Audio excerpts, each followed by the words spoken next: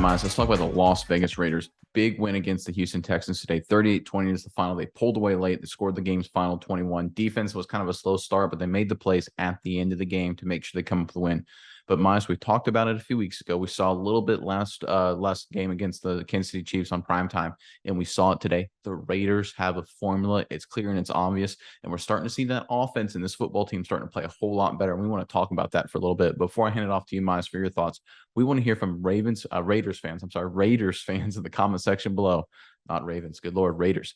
Let us know who you thought the MVP of this game was. Look, Derek Carr played solid. Obviously, the pick six at the end. Running game was great.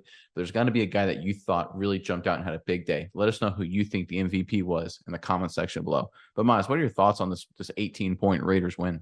Well, Nick, it was a dominating win over a team who's been struggling lately. Texans only have one win up to this point.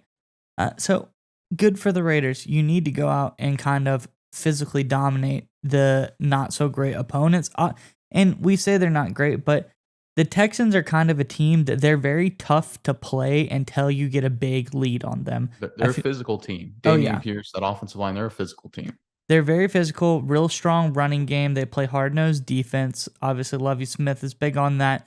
But 100%. once you get out to a big lead over the Texans, they're not equipped to kind of come back from something like that. Obviously, you don't want to trust Davis Mills to lead the team. So the Raiders went out and did exactly what they needed to do.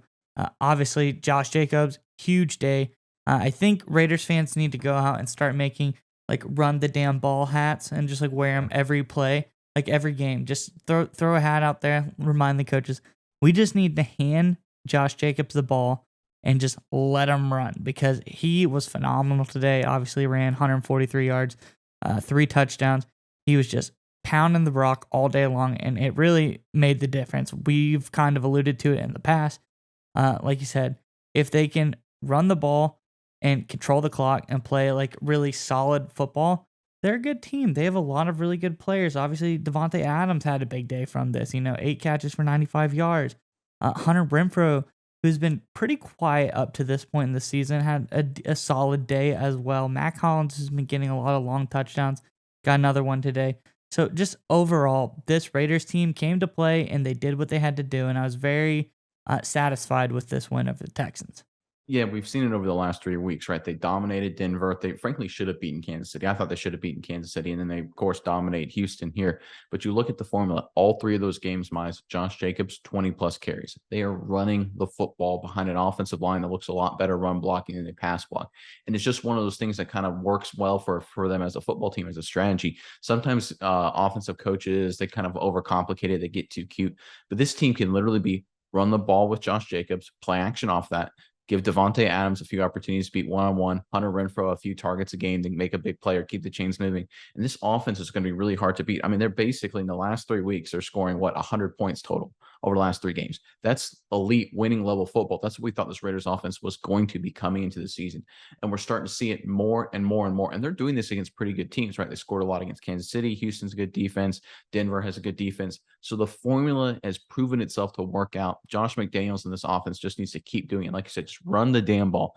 Give Josh Jacobs the opportunities. Keep feeding him because the guy is a beast. You see Zamir White get involved a little bit as well. If you're not going to give to Jacobs, get Zamir White involved. I think he has a lot of potential as running back as well. But the formula is clearly there for this Raiders offense, and we're seeing it work. 3 straight weeks of solid offensive football. And I think we're going to start to see a little momentum build for this Raiders football team, kind of trying to turn off that slow start to the year. I'm really excited to see what they go the rest of the way. Do you think this is maybe the first stepping stone in a really strong second half, or really halfway through the season, almost at this point, really kind of a turnaround here for the Raiders?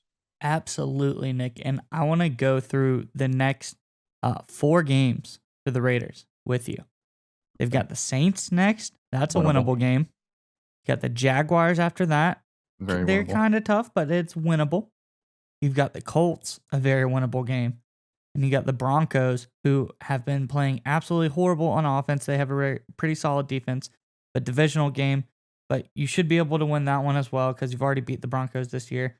So there we go. That's 4 wins in a row potentially for the Raiders, and that's going to get them going, Nick. You go win 4 straight, you got a little bit of confidence, and that's when you get into the harder part of that schedule Obviously, they have Seattle, who's been playing pretty good football overall, very good offensively.